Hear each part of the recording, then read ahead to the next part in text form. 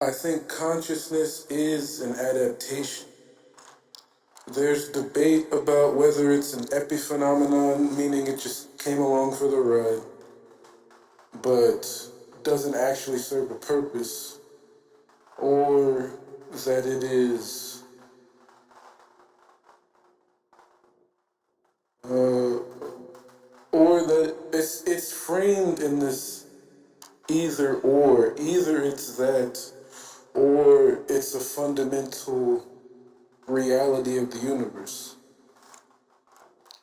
And but it's not an epiphenomenon, and it is an adaptation. In simple terms, I mean, I should say in more obvious terms, it's an adaptation because it taps into this underlying nature. I shouldn't say underlying, uh, this feature of reality. Anything that gives us some reliable purchase on reality turned out to be an adaptation. You know, color isn't all there is to see about an object, but objects have colors, and we can see them. Some organisms can't. So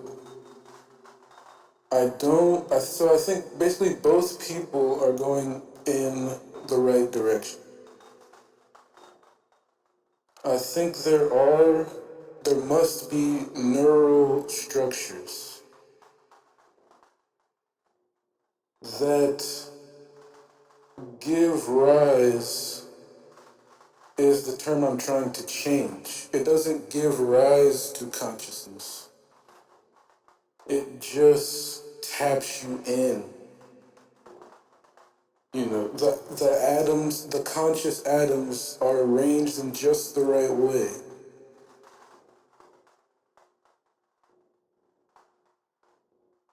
So that clump of matter thinks that it matters.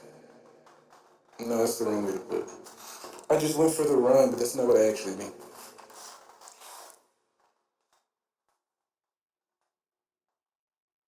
It just thinks that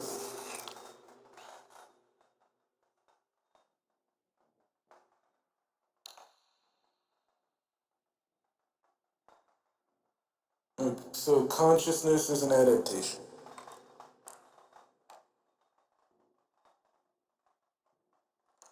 It is arrived at through right now biology. In the future, maybe not biology, or maybe a foreign type of biology using computers. How it's arrived at doesn't really matter. If computers become conscious, then they're in the same boat that we are. None of us know how we got here.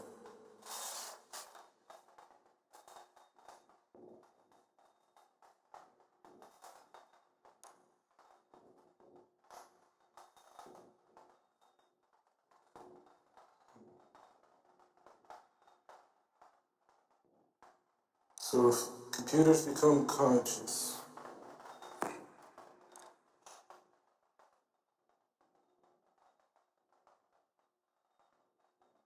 no, I was saying consciousness is an adaptation.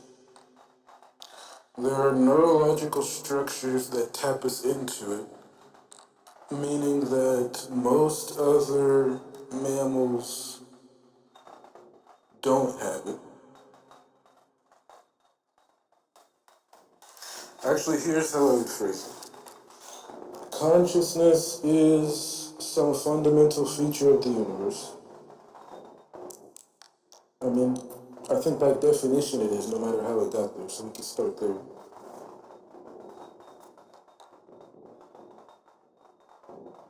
And for now, I will hypothesize that there is, let's say that there's a subatomic particle, and we'll call it the mind-matter particle. And it's a subatomic particle. It's in every atom. It's in every proton and neutron. And every atom has this mind-matter quark. Now, matter arranged in certain configurations can do calculations using other matter.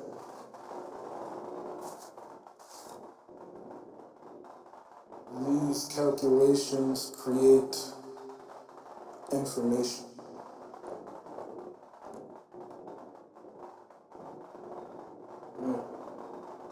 If you combine enough of these structures, like trillions and trillions of these structures,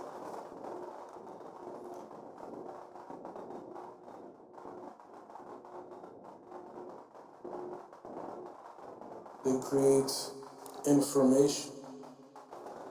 And consciousness is the thing that knows. There needs to be information to know.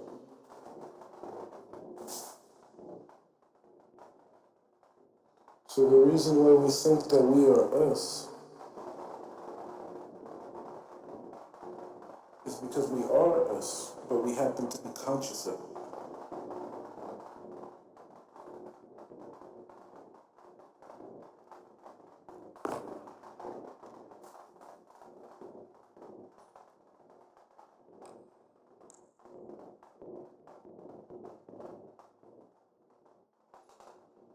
This section of the universe just happens to have the mind-matter particles in the right configuration to have information pertaining to a self to be aware of. But the knowing of that thing is, in a sense, what we actually are. Like, if knowing is this thing, then I'm just the section that happens to be here. But I'm saying I, but it's not a life form. We associate consciousness with life, but you can have life without consciousness.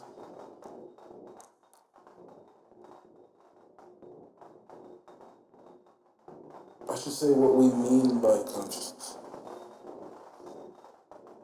What we mean by consciousness is the thinking and feeling of it all. For example, in my mind-matter particle thing, we can say that atoms are conscious. But that's not the same thing as to say there's something that it's like to be that atom. The reason for that being that though it may be conscious, there's nothing to know. There's no information processing. And I don't just mean information processing, I mean I'm defining the system by which that information would be seen in the world. That's also information processing.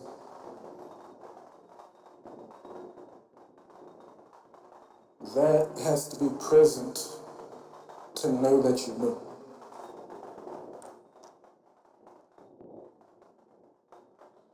The knowing that I know, that is the consciousness we're talking about. Which is why I would rather use a different word, say,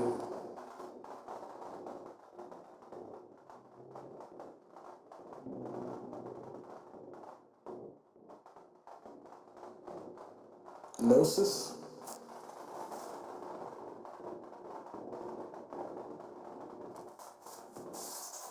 Maybe Gnosis. If I were going to name a super intelligent AI, I would call it Gnosis. Brennan was good at that.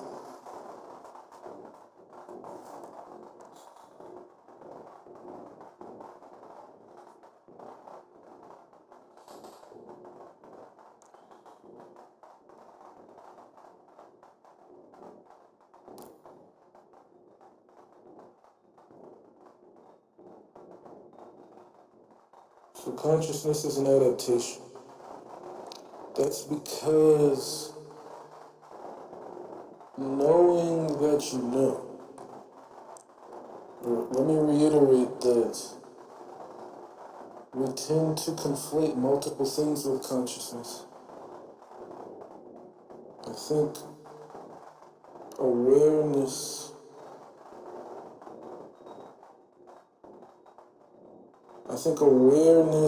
is permeating the universe.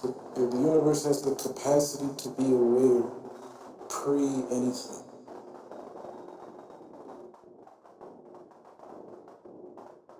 But without substructures, without gnosis, without something like a brain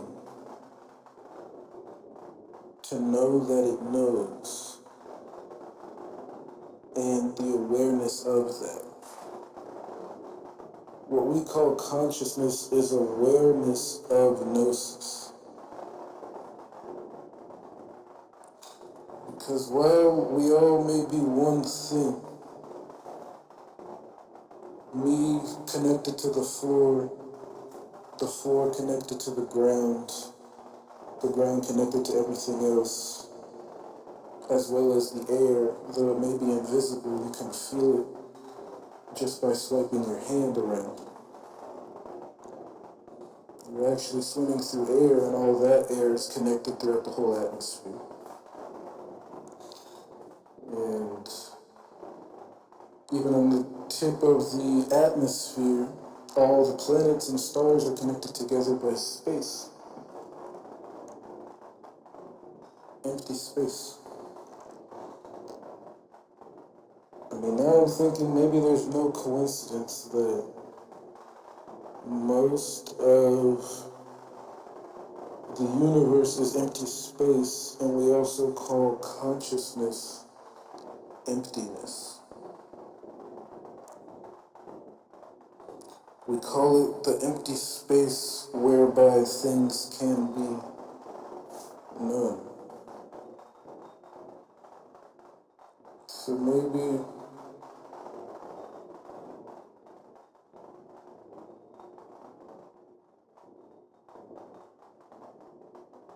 the universe itself is a mind. Or a better analogy is that what if the universe itself is a brain?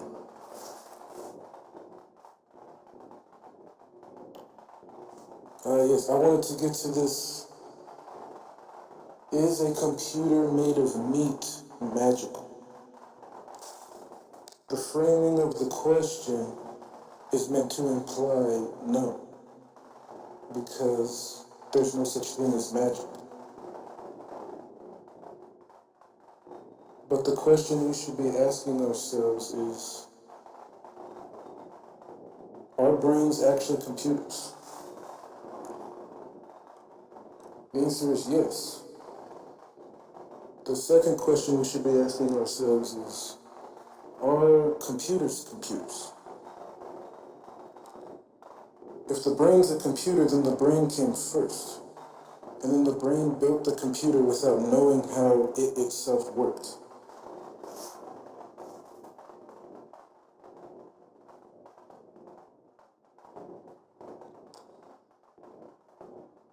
And you can't do much thinking without thinking tools. So it used science to get some purchase on the universe and combine matter to make something approximating what it thinks it does.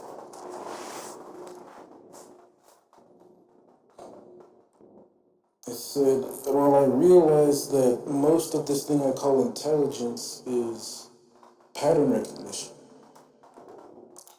The ability to see faces, analyze micro movements in someone's face, to be able to read into their minds and feeling states.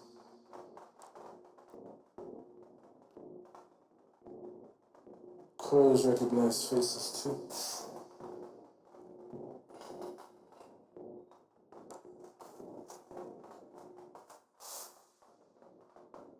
since I realize that most of what this thing I call intelligence is pattern recognition, I will build a pseudo brain that recognizes patterns. And I'll completely min-max. That's what it's gonna be able to do.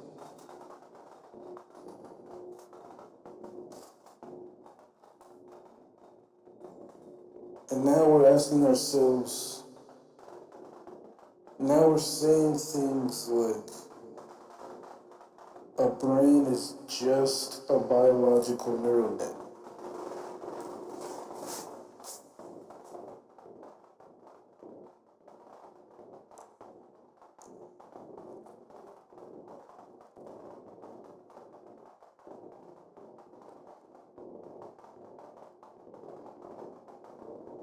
And I should criticize both sides here. The other side still believes in souls. And they're like, will I be able to upload my mind to the computer? That doesn't make any sense either.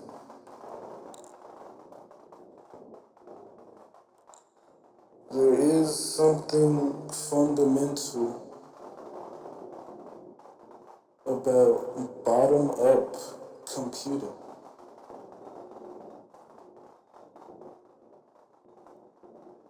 Maybe even something specific about bottom-up computing with chemicals instead of bits.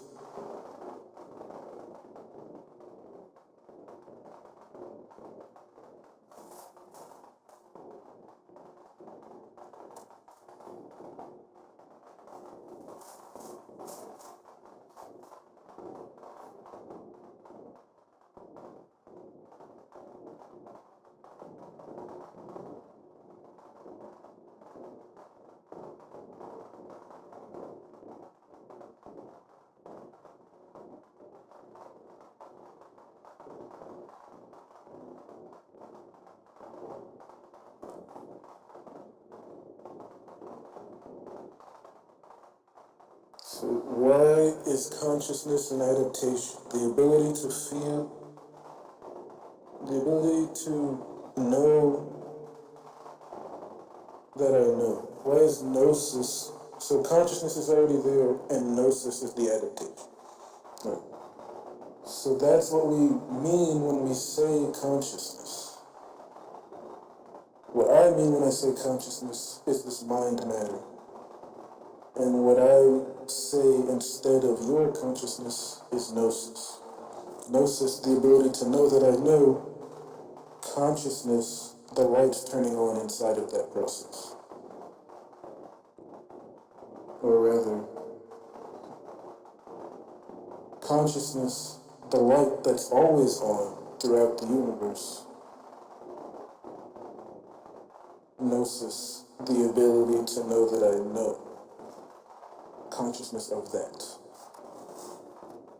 one organism that knows that he knows, or that they know.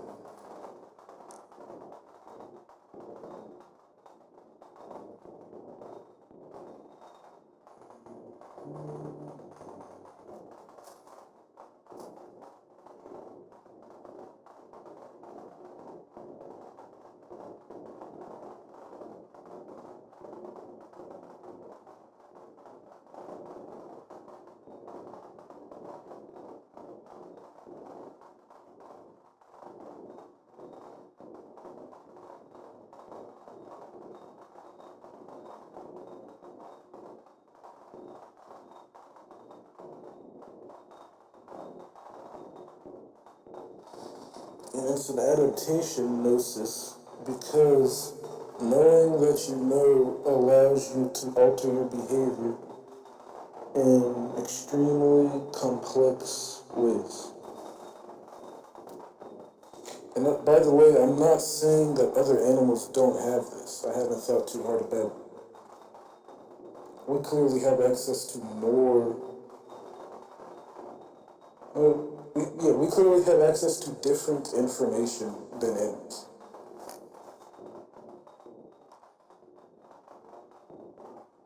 We seem to have a better purchase on reality than them, and more ability to navigate through it.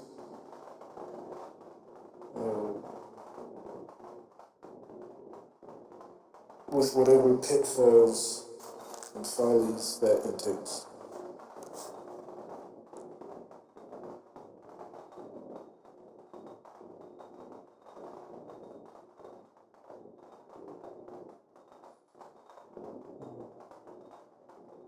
So this answers the question, why do I have a self if it's not there?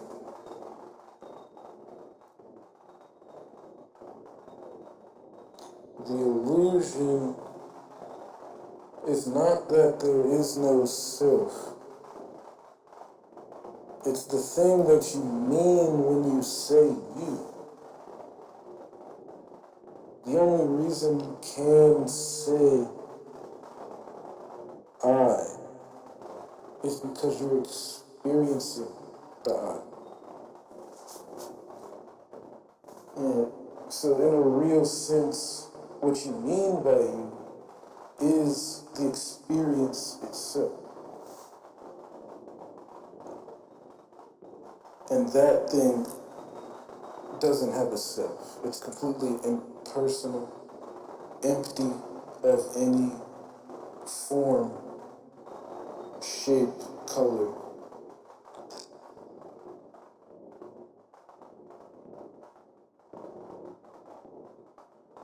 And yet it knows.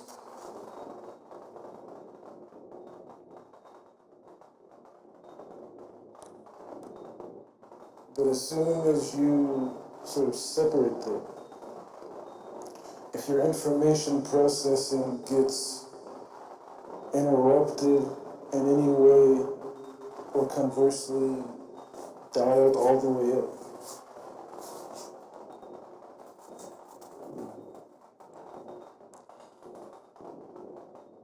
you might connect with this feeling of just being experienced. And you realize that you can be aware of nothing, not even the self. But the thing that I've been calling I is this awareness, and yet this awareness is just aware of a self.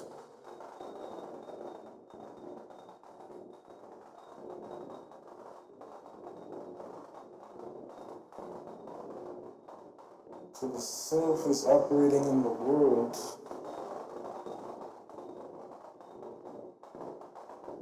but in a sense it's not me. I can only talk as the organism, so it sounds grammatically incorrect to say I'm not a me.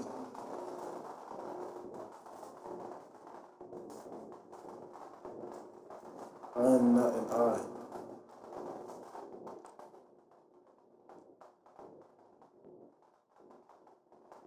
And likewise, it would be sloppy to say we are awareness. But it also doesn't get the point across to say there is awareness. It's like not personal, not a person, and yet it's not impersonal.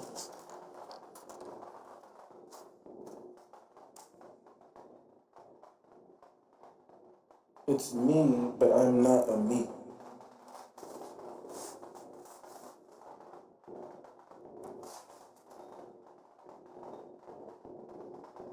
You know, here's something that can't happen, literally, but something that people think will happen that illustrates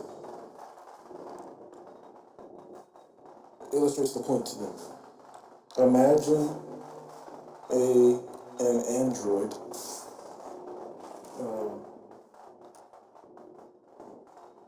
it's got the whole 9 yards. It's worth $1 billion. It has human basically human skin. Actually, we don't even need to go that far. It has like flesh doll skin. But a lot of sensors and motors underneath the skin of its face, so it can perfectly mimic every human facial expression, even the micro ones. You can't tell that it's not alive. And its brain is state of the art. But basically, from the outside, you can't tell that it's not conscious. It's walking and talking, and it says that it's feeling, and you heard its feelings, it's crying. It looks like a real cry.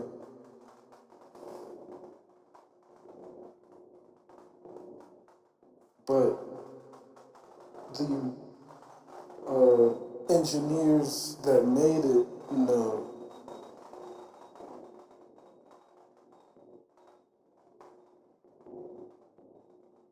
that it's no real difference from that and your laptop. There's still a CPU. It still runs top-down commands.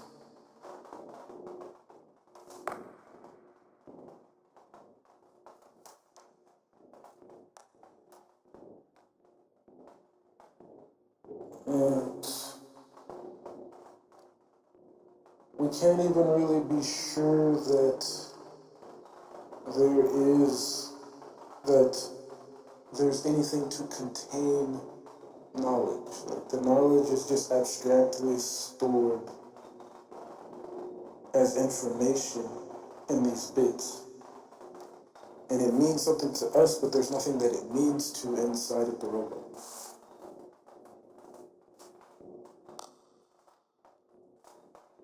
So in other words, even if it is conscious, it is as conscious as a rock. And it doesn't have Gnosis, the thing we care about. Let's say you have that thing, and you upload your soul into it. And now the lights are on. You feel like you were in that body a second ago, and you just woke up in that body, in this new body. And it's a robot. That difference there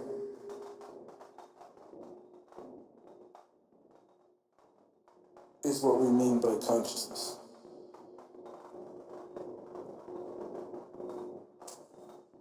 The intuition that you have that you could be having an experience inside the robot and take you out of it, there will be no one inside to experience the robot.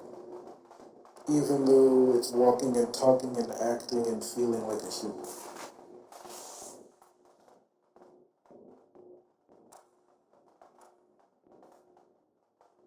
That's what we mean by consciousness. And I'm trying to separate that out into the consciousness and the Gnosis. But I'm not sure that a robot couldn't have Gnosis. Like, if consciousness is a fundamental part of matter,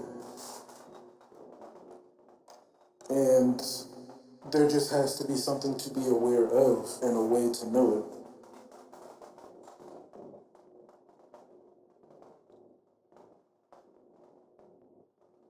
then there's nothing special about it being made of carbohydrates.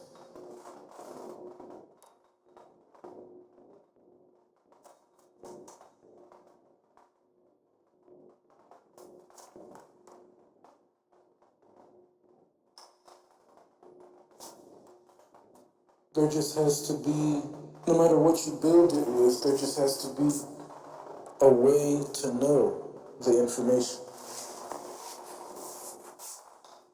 And let's say there is something magical about bottom-up computing. Well, we could make a bottom-up computer.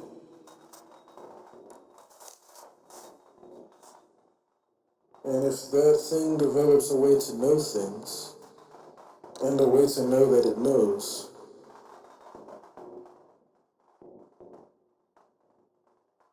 then maybe that's Gnosis. And since consciousness is already there, maybe that collection of matter is also what we call conscious. Because it's conscious of knowing that it knows.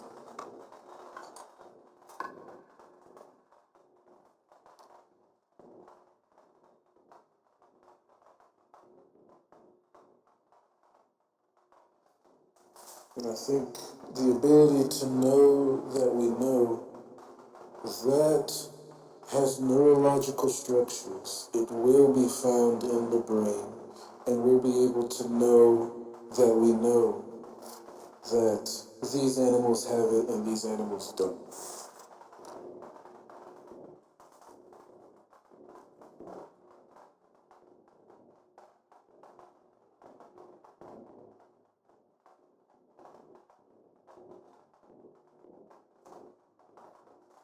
So what we have to find out is, what does it mean to know something?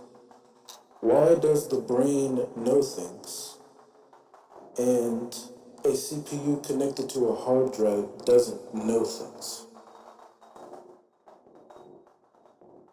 What is the actual... You need information, and you need a way to know the information. So if you think of the eye, see, even the eye, senses are just ways to take in information. But there still has to be some structure in the brain that can know this information. Why does a brain know things and a computer doesn't know things? If you crack that and then make computers know things, then it would be what we call conscious.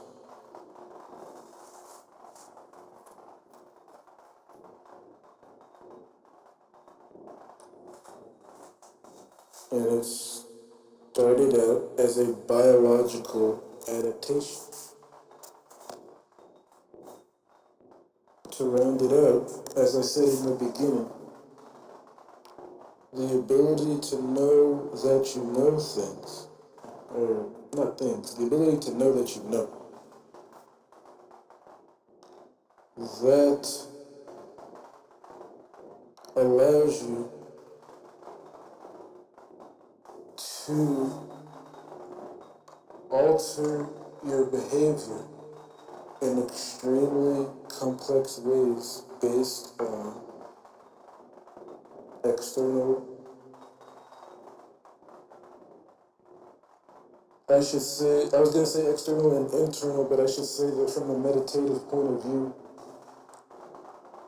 they're one thing. It's not that, I was going to say that they're all external, but it's not like that, because you're not inside a thing. It's like all flat, happening like on a mirror.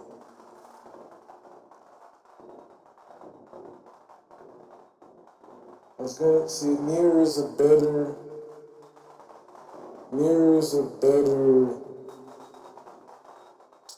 analogy than movie, because it's not like you're watching something that has nothing to do with you. It's like, oh, I move and it moves.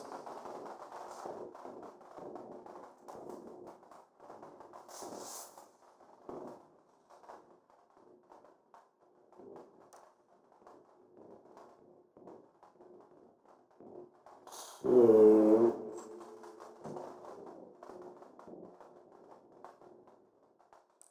being able to adapt your behavior in such complex ways is adaptive in a Darwinian sense.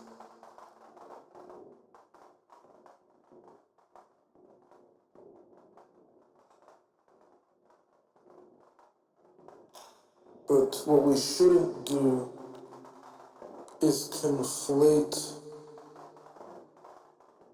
Darwinian a Darwinian pragmatic solution with an with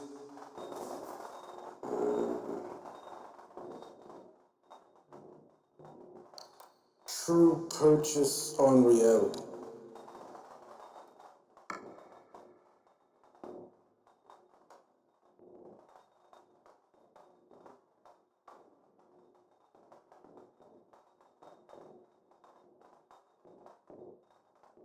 Just because your tribe wins the war, that doesn't make your God more real.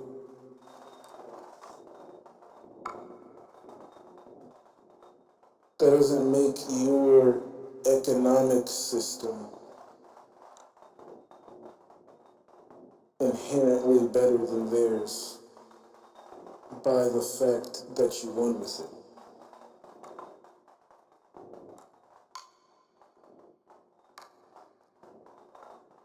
That doesn't make your population